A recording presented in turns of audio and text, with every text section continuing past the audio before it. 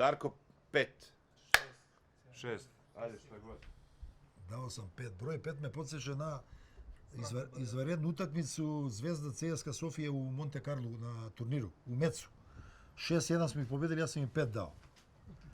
A pazi, CSKA Sofija, Stojičkov, Kostadinov, Pena, strašna ekipa. Strašna ekipa. Da. Pa vidi da ti kažem nešto, verovatno koji sva deca u to vreme.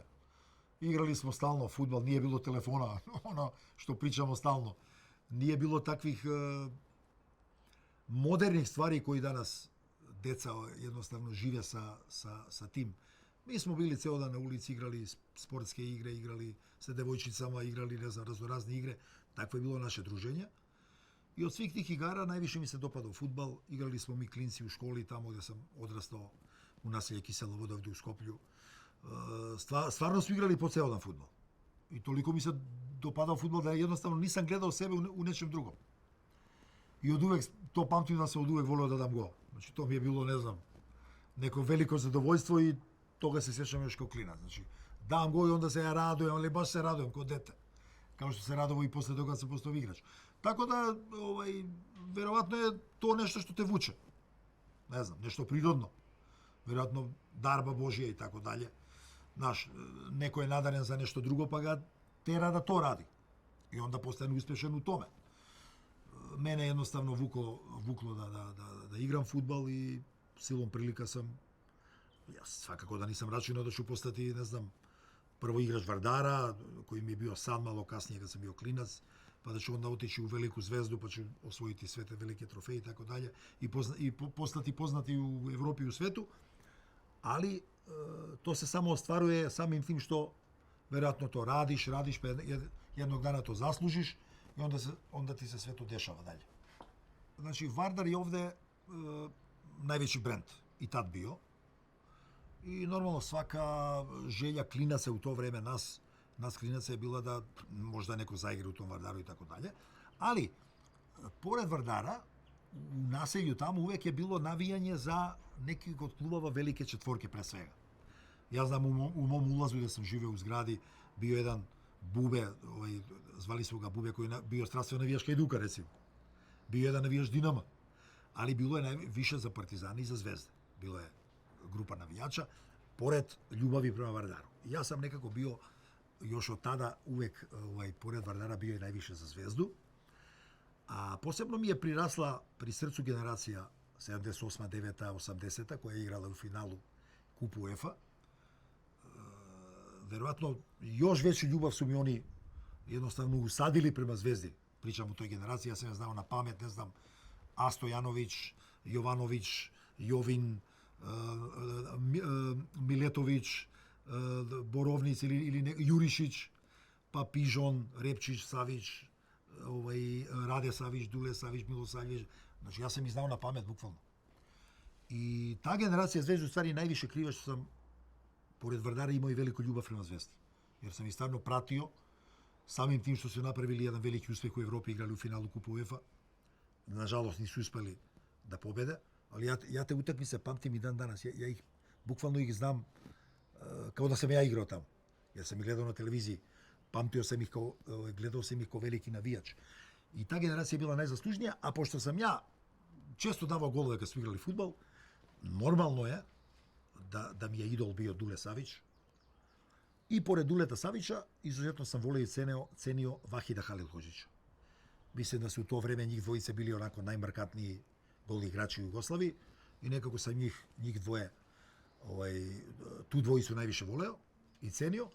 A Dule Savić mi je bio posebno drag zato što je bio i u Zvezdi igrao i već je počeo da postaje tamo u Srbiji i u Jugoslaviji ekstra popularan, da mu skandiraju ime i tako dalje. I to su mi ta sjećanja iz detinjstva koji su me jednostavno privukle da jednog dana zaigram i za Vardar, ali da jednog dana posle toga odem u Zvezdi, ali ne u neki drugi klub, jer su me tad tražili svi klubovi velike četvorke. To nije tajna, jer sam ja bio u Vardaru, pa su hteli da me dovedu i Hajduk, i Zvezda, i Partizan, i Dinamo. Ali ta ljubav prema Zvezdi je definitivno odlučila da odem u Zvezdu. To nema dileme. Da Почeo sam u pionirima. Sve do mog dolaska u nekim omladinskim kategorijama nisam imao nekih takvih ambicija, da kažem. Da ću jednog dana biti nešto što ću postati i tako dalje. Sve sam to još uvijek shvatao kao klinac, kao dete koji trenira, koji igra. Ali samim tim što smo počeli da igramo po Jugoslaviji te pionerske turnire, pa potom kadetske turnire, počeli su i treneri koji su radili u Fudbalskom savezu Jugoslavije tada da me primjećuju. Počeli su polako da me zovu i u tim nacionalnim selekcijama. I onda sam shvatio da eto, imam šanse ako dobro radim, ako sam ozbiljan i tako da ako se posvetim fudbalu da imam šanse da postanem i dobar igrač. Tad sam već počeo polako da razmišljam, da sanjam da ću jednog dana postati igrač. Ali do te 14. 15. godine sve je to bilo detska igra, zjezanje i tako. Pa znaš kako, moje prvo pojavljivanje je bilo sa nepunih 17 godina. U Skoplju se održavalo početkom marta meseca, krajem februara, jak turnir, pripremni turnir pre početka prolećnog prvenstva, u kom su učestvovali Radnički Niš, Zvezda, Partizan i Vardar. I ja sam se prvi put pojavio, a turnir je bio na televiziji. Znači, cela jugoslovenska javnost ga je gledala na jugoslovenskoj radio televiziji. I ja se prvi put pojavio protiv Zvezde, pobedili smo 2:1 na tom pripremnoj utakmici, a u finalu smo igrali protiv Partizana koji je dobio Radničkog. I baš sam nekako u finalu blesnuo, odigrao dobro i dao 2 gola Partizanu. Pobedili smo 4:1 ili 4:2, ne mogu da se setim. I pazi, ja sam se prvi put pojavio, klinac sa nepunih 17 godina, dao 2 gola Partizanu i to je bilo, znaš, nešto šokantno u pozitivnom smislu. Posle toga, puna 4 meseca, ja sam bio u prvom timu Vardara, ali mi Višnjevac nije davao šansu. Zato sam bio još mlad, nezreo.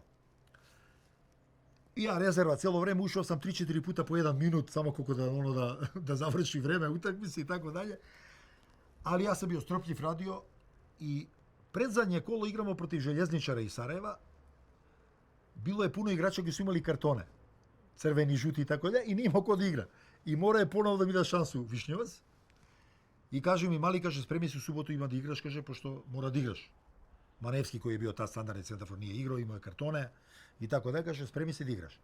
I opet u subotu je bila utakmica na JRT, na televiziji direktno. I ja opet, posle 4 meseca faktički mog prvobitnog izlaska na scenu, opet ja protiv Želje odigram dobro 3:0, 2 gola dam. I javno se još toliko.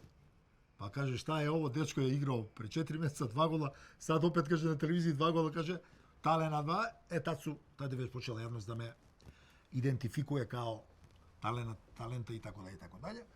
I već od sljedeće sezone, mislim da i stručni štab Vardara već počeo mnogo ozbiljnije da gleda na mene. Iako sam opet i kažem greo u klupu 5 mjeseci i normalno nisam se ni bunio, bio sam dete. I počeo sam da igram mnogo ozbiljnije i da mi daje šansu i sve. I odmah prve sezone sam postao prvi strelac lige. Sa nepunih 19 godina, 18 godina, 7-8 mjeseci i tako dalje. I to je jugoslovenski sportski list Sport otkrio taj detalj, ja nisam ni znao. Oni su napisali nekoliko dana nakon završetka prvenstva da sam ja srušio neki rekord koji je držao veliki igrač, mađarski igrač Albert, da je bio najmlađi strelac u jednoj nacionalnoj ligi u celom svetu. Da kažem, u nacionalnoj ligi Brazila, ako je sad ovo prvenstvo postane neko strelac sa 17,5 godina, on će srušiti taj rekord. Ja sam taj rekord srušio Albertu, koji je bio star preko 30 godina. I oni su to objavili i mislim da do dan danas taj rekord još uvijek stoji. Znači, nije se desilo da u nekom nacionalnom prvenstvu toliko mlad igrač bude prvi strelac prve lige, znači ne druge lige, prve lige, nacionalne lige. I to kakve lige? Da, ne, vidi, Jugoslovenska liga je bila izuzetno jaka, mnogo dobrih ekipa, ona me podsjeća malo na englesku ligu u zadnje vreme. Znaš u kom smislu? Mnogo je bogatija. Vidi, danas je fudbal mnogo lepši, znaš zašto? Samo iz jednog prostog razloga. Ima 25 kamera na stadionu. Naši utakmice se prenosila jedna kamera. I samim tim, sav taj marketing oko fudbala pravi da to čudo koji se zove fudbal je mnogo lepše, mnogo bolje, mnogo interesantnije. I sve to ima svoje. Ali, hoću da ti kažem, znači, tad smo igrali,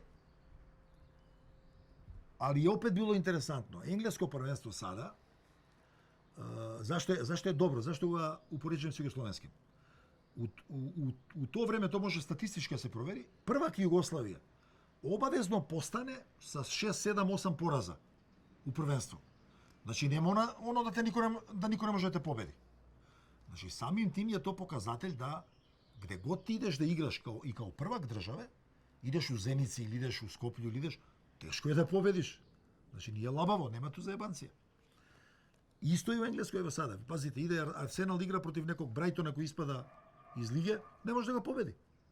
I to je pokazatelj kakav je kvalitet bila liga. I zato smatram da je Jugoslovenska liga izuzetno jaka. Teško su se čak davali golovi, da budeš prvi strelac isto nije bilo lako. Tako da, drago mi je da sam igrao u jednoj takvoj ligi. Definitivno je bila sigurno među 4-5 najjačih liga u Evropi. To nema dileme. I ja i Deo smo bili, među glavnim igračima u Vardaru i budućnosti. I samim tim smo prijavili, da kažem, pozornost kod ovih većih klubova, koji su objektivno bili na nekom većem organizacionom nivou, bili su uspešniji, zato su bili velika četvorka, nije to sporno. Svi su me tražili, znači ja nisam krio, znači čak ja sam dao izjave da mi je Hajduk nudio najbolje uslove. Tad je bio Juri Serković, čuveni Juri Serković, bio direktor Hajduka. Javio mi se jedan put, dva put, razgovarali smo. On mi je čak nudio i najbolje finansijske uslove, iz tog aspekta. Partizan me jurio, isto razgovarao sa Predzanom, Dinamo me jurio, ne znam, mislim da Čira nije ni bio više 88. godine u Dinamu. Ali opet kažem, ono što me je vuklo prema Zvezdi, to je odlučilo. Da sam ja, recimo, birao striktno samo uslove finansijske, verovatno bi otišao u Hajduk.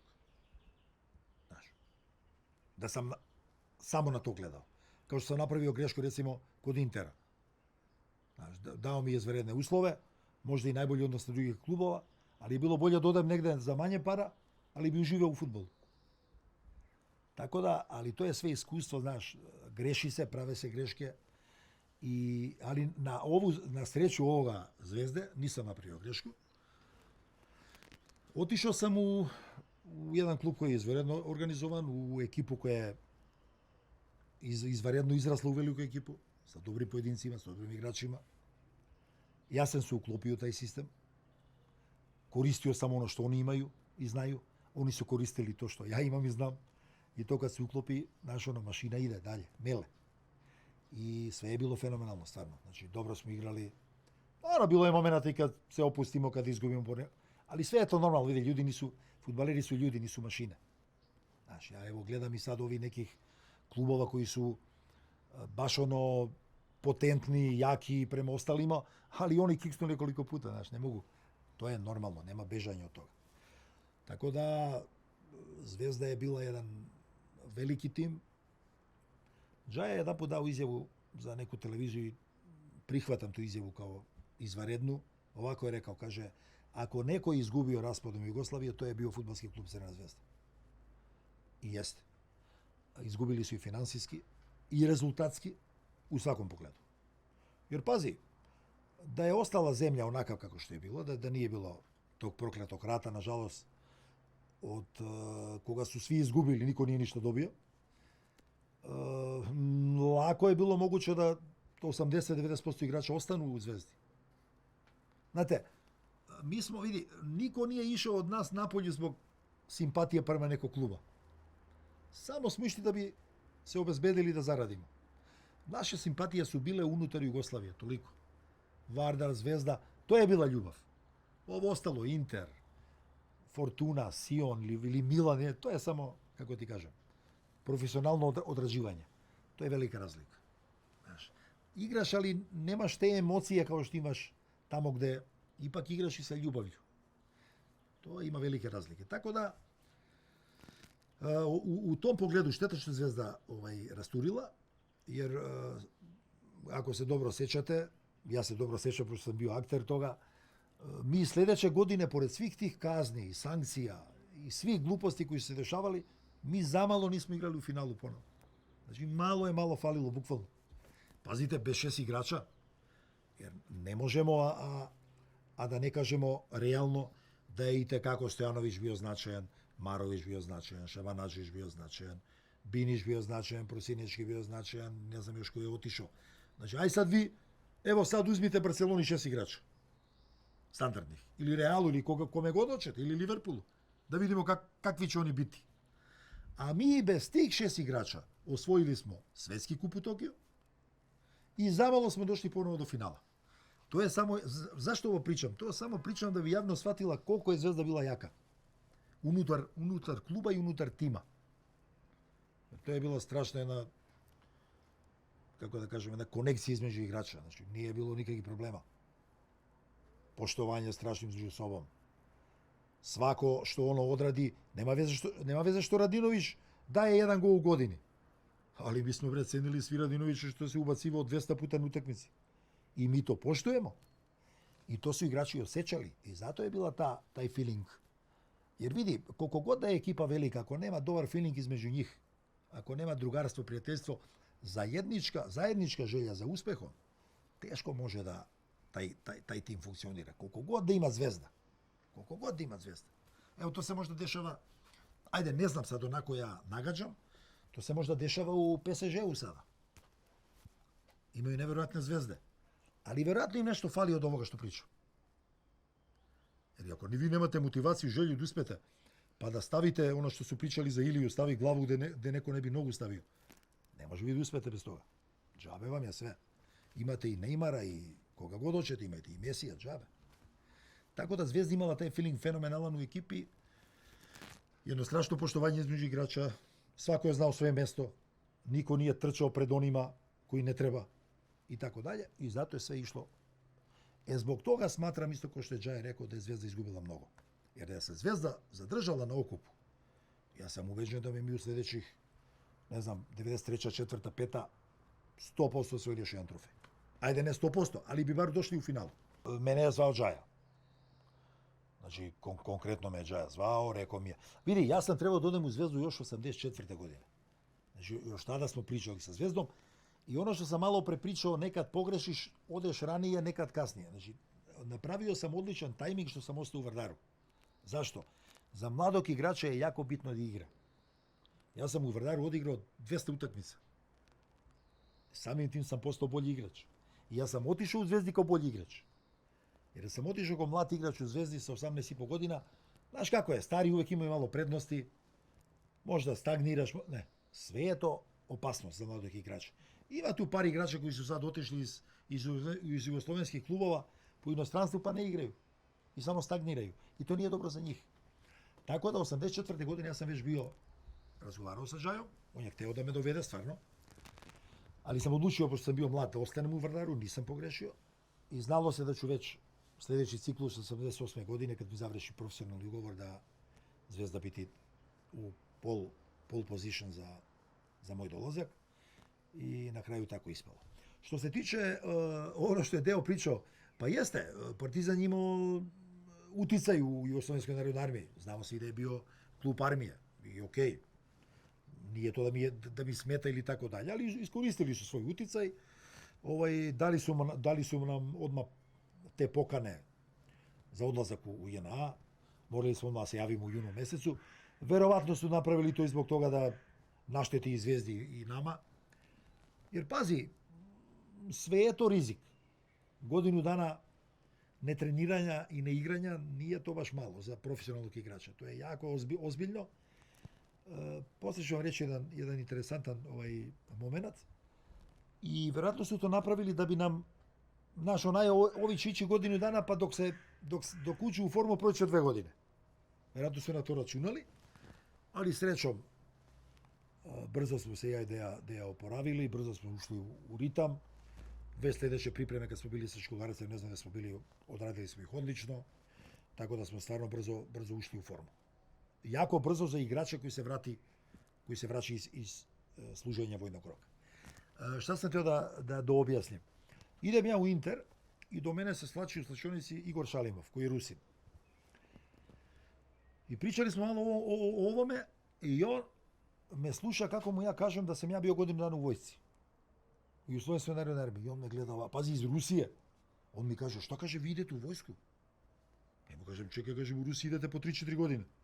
A ne, kaže, profesionalni fudbaleri i sportisti ne idu u vojsku, kaže, oslobođeni su. Ja kažem, čekaj, Igore, vi u Rusiji koja je toliko bila zatvorenija, objektivno, od Jugoslavije. I militarističkih pogleda mnogo većih i jačih nego i u Sloveniji. Vi, kaže, ne idete u vojsku, mi idemo godinu dana. Pa on se čudio, kaže, pa kako, kaže, u vojsku, kaže. Tako da ću ti kažem, ovo sam namjerno napomenuo, a i sad više nije tako, ali je stvarno bio problem za profesionalnog igrača da ode godinu dana u vojsku. Znači, to je velika, ogromna pauza. Ogromna pauza. I zato se ovaj Rusi čudio, kaže, kako, kaže, vi u vojsku? A ja mu kažem, čekaj bre, ti iz Rusije to meni kažeš, kaže. Znači, faktički, u tu veliku zvezdu smo upali, Bina je bio isto pre toga. Robi je već bio, Pixi je već bio. Znači, Stoške je bio, Mare je bio, znači, gore dole svi su bili. U stvari, u tu rupu smo upali samo ja, Deja i Mile. Nastroje, gore dole. Lukić je već bio, kasnije dobro, došao je Ivić kasnije i tako da. Mrkele je već bio. Znači, nije tu nekih velikih promjena bilo. Ali verovatno su falili ti štrafovi. Koji smo bili ja, Deo i Mile. Pretpostavljam. I da se to sve dokompletira. Tako da, znate, volela ga je lopta, imao je sreću, sve se odbija do njega. Znaš šta? Pa ako, a vidi, obično neko ko ima sreću igra loto. Lotariju igra. Ili sportsku prognozu. Ne, ovo je fudbal. Nema tu sreću. Ili znaš ili imaš osjećaj da kreneš pravovremeno. Vase Ringov, koji je bio isto strašan igrač, veliki igrač s ovih prostora, u jednoj emisiji ovako odgovorio u makedonskoj televiziji kad je bio, kaže, svi kažu da ste mu vi centrirali. Nameštali, on se kaže samo da go, za mene. I Vasi im je ovako odgovorio, kaže, vidite, kaže, da vam kažem nešto. Kaže, ja sam stariji od Darka 10 godina. On je 55, ja sam 65. Ja sam, kaže, igrao sa 5 centarfora pre Darka. Ja sam, kaže, i bolje centrirao, jer sam sad stariji. Pa niko nije davao, kaže, ko njega golove. Znači, nije to, kaže, do mog centra šuta. Dečko jednostavno znao gde da krene, kako da se otvori, kako da zatvori.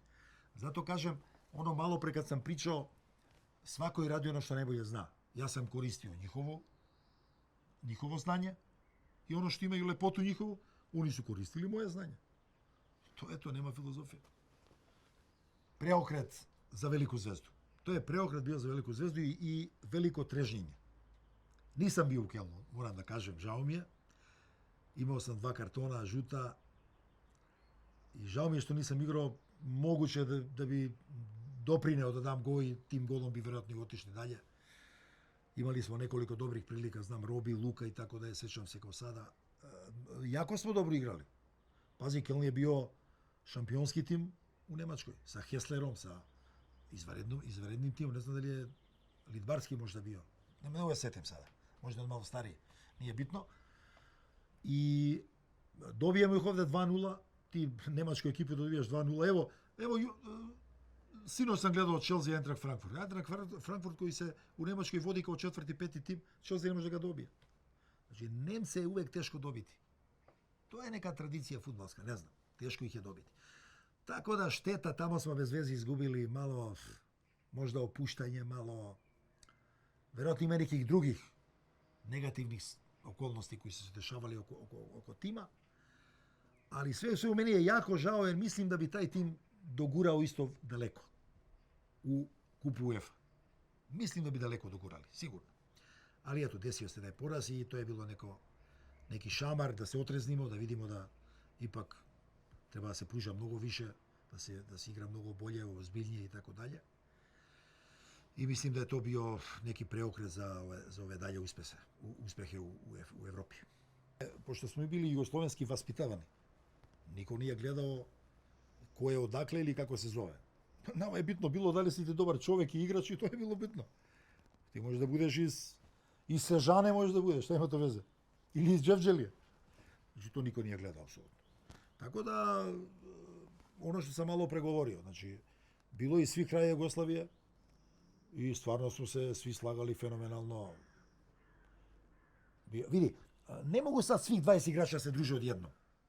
Opet je bilo tih grupica, 4-5 se malo više druže, 4-5, ali to nema veze, nije to bilo zbog toga što neko radi protiv nekoga, to je bilo zbog nemogućnosti da se svih 20 odjednom druže, normalno.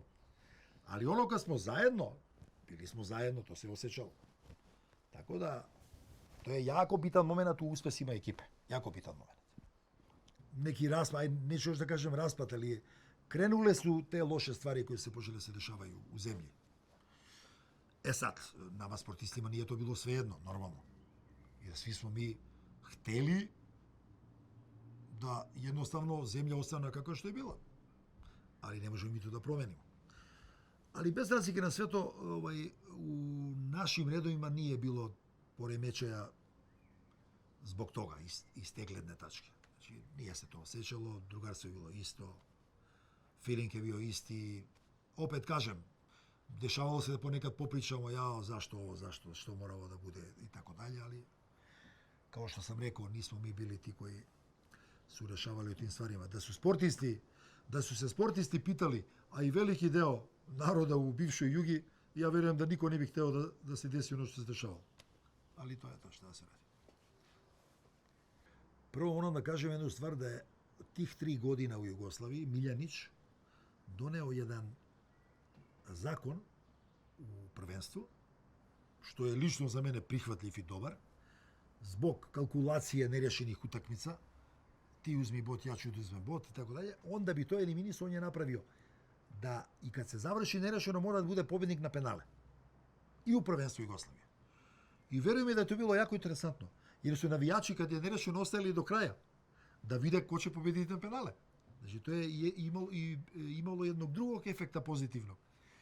Tako da, iskreno, to nam je malo pomoglo u šutiranju tih penala. Jer već imali 3 godine smo već to, 2 godine u stvari smo već to radili. Završi se utakmica negdje nerešeno, pa mi odradimo penale. I gore dole znali smo mi ko puca penale. Ja sam uvijek pucao zadnji. Nije to da sam ja baš sad birao, jer pazi, da sam ja birao da ću biti zadnji da bi odlučio, moglo je se desi pre mene ovaj Mozer da promaši, pa da ostane 4-2, ja ne bi ni pucao. Razumeš? Nema tu pravila. Ali tačno, desilo se da moram da odlučim taj penal i, znaš, stajali smo na centru, gledali smo ovog stopera njihovog Mozera. Ja sam čak u jednom trenutku rekao sebi, daj bre, promaši ga, ide u pistu. Znaš, samo da se vidi, teret je. Koliko god hteo ti to sebi da priznaš ili ne. Ipak je teret. I ovaj dade go i ja sad polako, ajde, uvijek mi kažu, ajde majstore, slobodno, ajde ono. Normalno, podrška. I sad dok sam išao do lopte, to je 30 metara koliko ima, 40, normalno da mi je sve prošlo kroz glave. Ja, nemoj sad idi u pizdu materiju, znaš ono, čak i psuješ sebe, jebi ga, što se kaže. Nemoj, Gospodi Bože, da promašim sad, idi u bestraga i tako dalje, i tako dalje. Ali čim sam uzeo loptu, već sam, znaš, svi ti crni oblaci su već otišli. Znači onda je bila koncentracija, to je već profesionalna deformacija. Uzeo sam loptu, koncentrišeš se, postavio sam je na kreć. I ja sam imao običaj da ne pucam pre vremena, odredim gde ću da. Znači ja sam uvek gledao golmana. Promašio sam u karijeri nekoliko penala koji su mi uvatili živu loptu, baš zbog toga što nisam gledao golmana. I od tada pucam isključivo, gledam golmana. Kako mrda, ako ja smatram da je dovoljno pao, onda pucam tamo. I mnogi igrači danas tako pucaju i to je po meni pravilnije. I zato izgleda u datom momentu kad je Olmeta čekao, iskusan golman. I zato izgleda u datom momentu da njemu lopta prolazi na pola metra, da je to blizu. Ali znaš šta, kad se ti slomiš nije to blizu. Jer ne možeš da se vratiš. Ali sam ga ja bukvalno od zadnjeg momenta čekao. I kad je on ovo uradio, već odredio gde će malo više da ide, i zato sam ja onda šutnuo vamo. A nisam teo da pucam pored stative, jer znaš šta, gledajući njega, ja nisam ni gledao baš gde je stativa. Nego samo sam gledao gde će on da se slomi, tamo ću da šutnem. I zato ona brzo ulazi pored njega, ali ne može on da se vrati. Znači nema šanse. Sportski ne može da se vrati. Tako da, dobro je sve ispalo.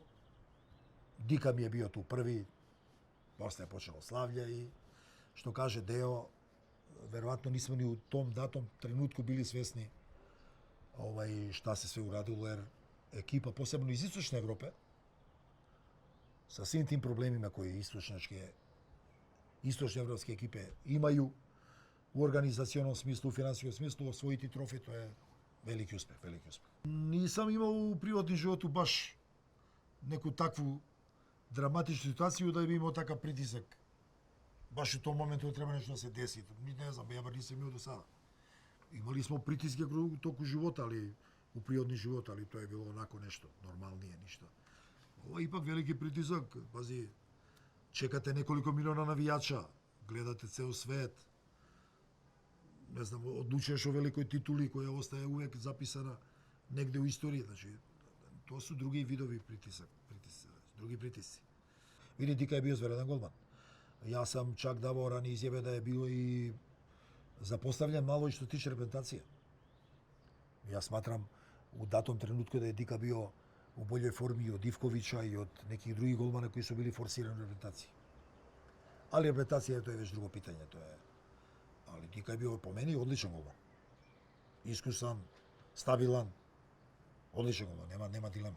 Izliv radosti veliki. Ne, znaš šta, samo vičeš, jao, pobeda, uspeh.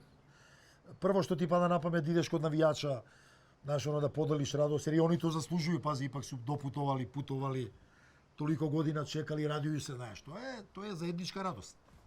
Nemoješ to da podeliš sam za sebe. To su prevelike emocije i prevelika radost da bi sam to odradio. Nema šanse da. Tako da, sve je bilo fenomenalno, posle uveče smo to proslavili u toj hacijendi tamo, blizu barija. Došla i muzika, trube, trubači, pa to je bilo slavlje do jutru. Ali smo mi, neki od nas, već i malo ranije, u 2, u 3 ujutru otišli u sobama jer smo bili iscrpljeni više, znači i fizički, i psihički i tako da. I dan danas.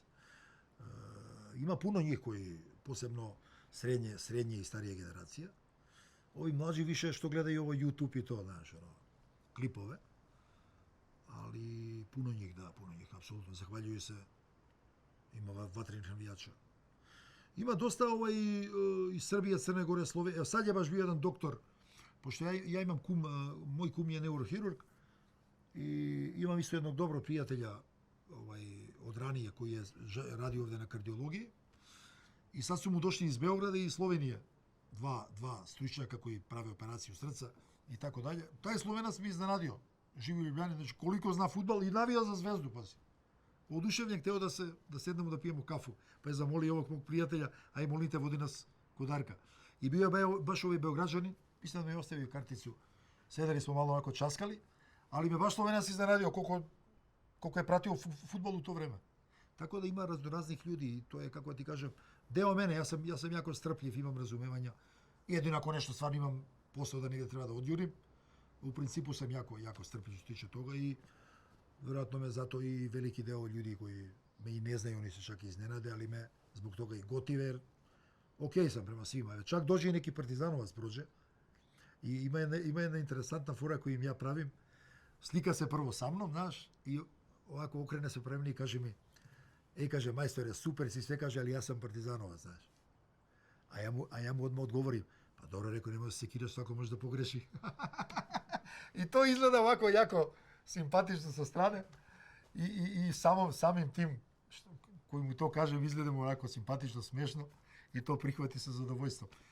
Tako da ja sam od uvek bio ovako komunikativan i ne predstavlja mi to problem, to shvatam kao deo svog života. Ima puno puta kad ja imam neki problem, ali to ne smijem da pokažem sad, ne mora svako da zna ko što sve ima iza sebe, razumeš, ili kad nešto ima što ne treba, sad jebi ga, mora da prihvatiš taj deo obaveza javne ličnosti. Znaš, ne smiješ da budeš odbivan. I jednostavno treba da shvatiš da ima ljudi koji jednostavno te obožavaju, vole, cene i tako dalje, pa i da te neko ne voli, nije bitno ko će da se slika. Nek se slika udovoljimo, šta ima to veze. Tako da što tiče toga, dobro funkcioniram, okej sam, komunikativan sam sa ljudima. Jako njih puno prođe ovde kad idu na odmor u Grčkoj i tako dalje. Prođu na kafu, slikaju se sa mnom i ja im tu udovoljim, bez nikakvih problema. Pa jednostavno kažu da hvala za sve, hvala za onu lepotu što si nam pružio u Zvezdi dok si bio i tako, znači, sad ne mogu sad tačno da biram reči, ali otprilike su to te reči koji izgovaraju. Hvala ti, majstore, i tako dalje. Znaš šta, ne slučajno sam malo pre počeo razgovor sa ljubavlju koju imaš u sebi u tim klubima koji igraš i sa onom strogom profesionalnošću samo kad negde odeš da odradiš. Zbog toga ne žalim ništa. Žalim možda što nisam odabrao bolji klub posle Zvezde. Ili žalim što nisam ostao još uvek u Zvezdi. Ali da se nije raspala zemlja. I samim tim se raspala i ona velika Zvezda. Možda mi je to jedino ovako žao sportski, iz sportskog aspekta. Sve sam postigao u karijeri. Možda sam mogao i više, ali nikad ne znaš, možda nekad i manje postigneš. A trebao si više. Tako da ne možeš sad sa te gledne tačke da, znaš, ne možeš da to meriš na kantar, ali eto, napravio sam tu grešku kad je Inter u pitanju, tražio mi i Real i Barcelona, tražio mi i Ferguson. Znači, bukvalno mi je on zvao. Odabrao sam i tu Italiju zato što je Italija tad bila najaktuelnija, kao što je sad Engleska i Španija. Realno, tad Italija je bila najjača liga u tih 15 godina. Napravio sam grešku, otišao sam u ekipu koja ne igra uopšte fudbal. Nisam bio dobro primljen kod igrača. Neki stariji igrači su, ja sam to pričao već puno puta, neki stariji igrači koji su bili kolege iz reprezentacije sa Skilačijem, pričali su treneru protiv mene da ja ne igram, da treba on da igra. Ima i te stvari u... Znaš kad je kolektiv u pitanju, ima svašta. Sve zavisi od kolektiva. I ja sam sve to osetio, posvađao sam se i sa trenerom i sa klubom i onda, znaš, kad tako kreneš, ne možeš da tražiš u tom kolektivu nešto, uspeh neki, kad tako kreneš sa takvim stvarima. Jednostavno je to tako završilo, ali s ove gledne tačke mi uopšte nije krivo, veruj mi. I kad bi sad birao, ja bih 1000 puta više odabrao da osvojim neki veliki trofej sa Vardarom i Zvezdom, nego da osvojim sa Milanom ili Manchester Unitedom. Ma šta ima ja prema njih, uopšte me ne interesuje. Pa ja verujem mi dan danas na areni, kad prenose utakmicu Željo Sarajevo, ja gledam Željo Sarajevo, ja ne gledam City United. Znači, ostalo je to nešto u nama, ta ljubav prema našem fudbalu, prema ovim prostorima, i to mene interesuje da vidim šta se radi u Sarajevu, šta se radi u Beogradu, šta se radi u Zagrebu, u Ljubljani, u Titogradu ili Podgorica sad, dobro. Da, dobro. Imam pravo da pogrešim. Ja sam rastao u to vreme. Tako da, ta ljubav je ostala i mene to interesuje. Mene ne interesuje ovi... Vidi, imam ja prijatelja koji živi u inostranstvu. On kaže, mi gledamo samo belgijsko prvenstvo. Evo, jedan moj prijatelj živi u Belgiji. Kaže, mi ne gledamo ostalo prvenstvo. Kao kod nas što se daje sve na sport klubu i sva prvenstva se daju. Oni gledaju tamo samo belgijsko prvenstvo i ne interesuje ga drugo. Ti navijača Vardara ranije, ti ga pitaj koja je ekipa Olimpije, on će ti reći ekipa Olimpije. Od 1 do 11. On nije ni znao ko igra u Juventusu. Niti ga interesovalo. Danas ove generacije rastu sa nekom drugom šemom, neki drugi putokaz. Znaš, ranije nije bilo tako. Ranije gledaju naše prvenstvo, dobro je bilo prvenstvo, dobri igrači, dobre ekipe i mi ovdje koji volimo fudbal znamo sve. Od Skoplja do Ljubljana sve ekipe znamo. Ko je gledao stranske ekipe? Niko nije znao ko se zove, kako se zove. Vidi, definitivno meni je Vardar izuzetno lep period. Znaš zašto? Ipak je Vardar bio manji klub u odnosu na ove ostale 4, 5, 6. Ali mi smo isto bili odlična generacija. Moguće je da to deo zahvaljujući i mene malo. Ali smo bili dobra generacija i dva put smo izašli u kupu UEFA. Došli smo do polufinala Kupa Jugoslavije, za malo nismo išli u finale.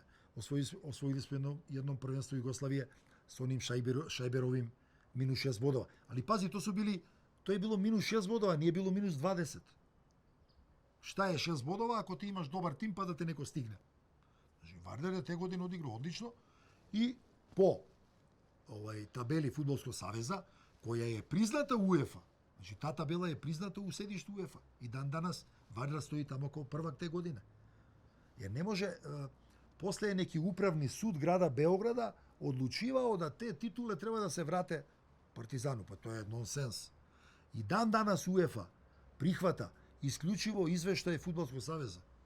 Njega ne interesuje upravni sud Skoplja ili Sarajeva ili Beograda. Tako da to je smešno što se tiče tih posle peripetija koji su se pravili, kaže, vratili su titulu. Ko je vratio titulu? Upravni sud. Pa je Upravni sud organizuje prvenstvo Jugoslavije? Ne.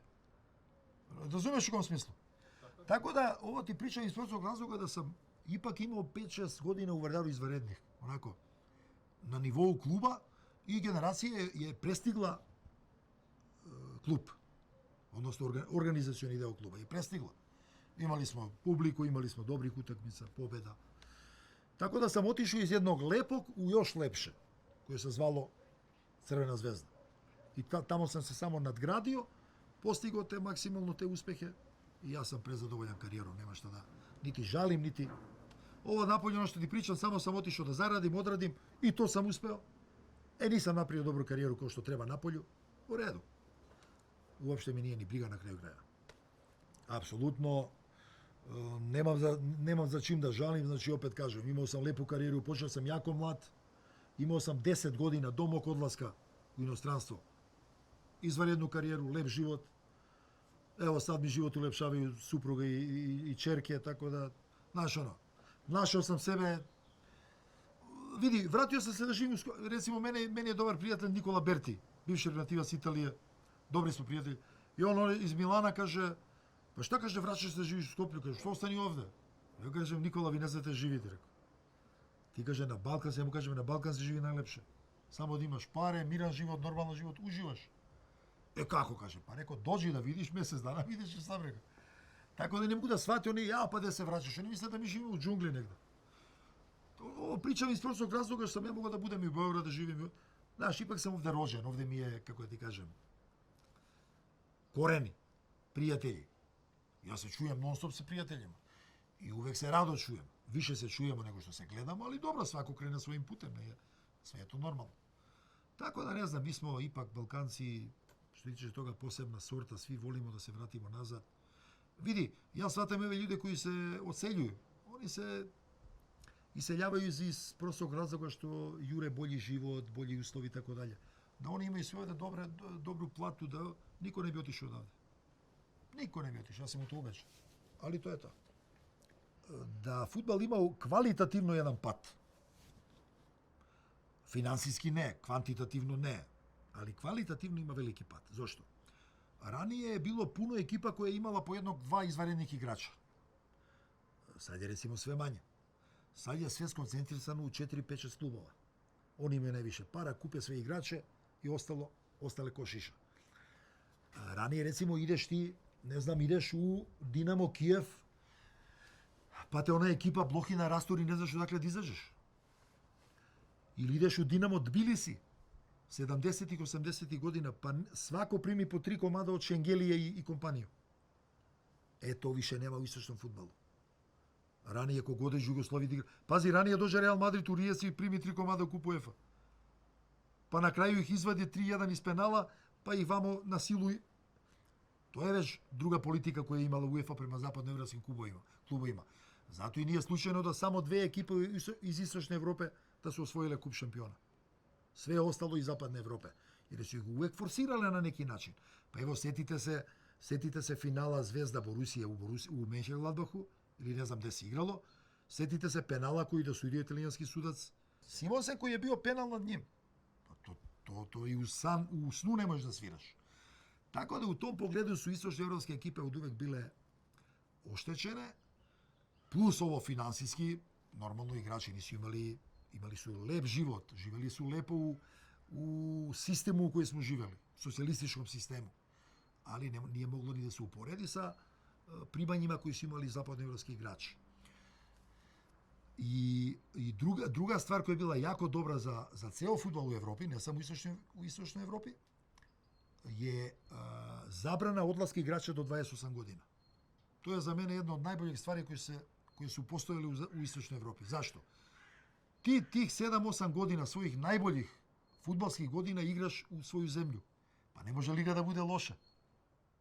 Kako može liga da bude loša kad najbolji igrači igraju do 27 godina tamo? Normalno da ima dobrih ekipa, normalno da ima. Zato je bio dobar fudbal. To više nema. Sad klinci idu sa 18 godina, 17 godina, ni da će negde da igraju. Ko igra tako mlad? Ja još nisam čuo. Osve neko ko se pojavi ovako kao Jović, Sad u Eintrachtu sa 20 godina ili tako neko, retko se pojavi neki mladi igrač, retko se mladi igrač sad probije napolje. Ali ti mladi igrači koji su igrali u svojim zemljama, kao što je bila Jugoslavija, oni su sazrevali ovde i pokazivali su svoj raskošni talent ovde. I ljudi su gledali i uživali. Sad to više nema. I u tom smislu nema više taj balans između istočnoevropskog dobrog fudbala i zapadnoevropskog dobrog fudbala. Sad je istočnoevropski fudbal jedino kvalitet koji održava iz istočne Evrope, to je Šahtor iz Donjecka, koji donekle drži neki nivo istočnoevropskog fudbala, pa se pojavljaju tu Ligu šampiona. Ko više? Niko. I ovo što je Zvezda sad napravila, taj veliki uspeh, došla u grupnoj fazi, ali to je retkost od vremena na vreme. I zato pričam da nije dobro za fudbal što se sve ovo dešavalo. I zato mislim da je kvalitet počeo da pada. Jer ti veliki igrači više ne sazrevaju dovoljno, a mnogi od njih se i jednostavno unište, nestanu. A ranije Bokšić, sad evo njega uzimam pošto je mlađi od mene i on je bio u toj generaciji koja je rasla pre nego što se raspala Jugoslavija. Ta generacija Bokšić, Mijat, Boban, Šuker i tako dalje. Zamisli da su oni otišli sa 18 godina napolje. Bog zna da li bi postali igrači. Mnogo teško. Ja bih voleo. Kogod da je. Ja opet kažem, evo, ne znam, mi gledamo sad reprezentaciju, igra Bosna protiv Belgije. Gledamo kod mene u kafiću, društvo, ja navijam za Bosnu. Pa šta imam ja sa Belgijom? Razumeš, mislim, u kom smislu? Prvo su mi komšije, drugo, živeo sam sa njima. Mogu da odem do tamo kad hoću i tako dalje. Znači, sve mi je to blisko nekako. Tako da, ja bih voleo da se to desi, ali ne znam kako, mnogo teško. Posebno ne danas u današnjoj merenja snage. Znači, nema, previše je moći u 4-5 ekipe. Pa jedan Milan je smešan u zadnjih 10 godina, koji je 7 puta evropski prvak bio. Pa je smešan zato što nema pare.